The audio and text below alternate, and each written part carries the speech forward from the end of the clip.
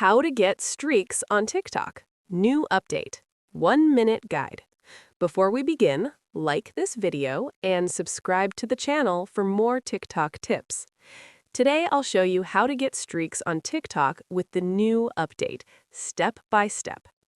First, open the TikTok app and go to your Friends tab at the bottom. Streaks only work with friends, not random users. Second, find the friend you want to keep a streak with and start messaging them directly.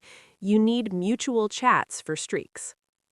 Third, every day send at least one message, snap, emoji, or fun reply to each other before midnight. Both sides must send something every day, no skips.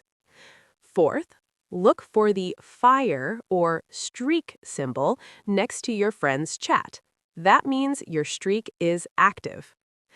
Fifth, if you miss a day, the streak will reset, so set a daily reminder to message your streak buddy. Pro tip: use quick messages like emojis, GIFs, or short replies so it's easy to keep your streak alive even when you're busy. That's it! Now you know how to get and keep TikTok streaks with the new update. If this helped, like, subscribe, and comment "streaks"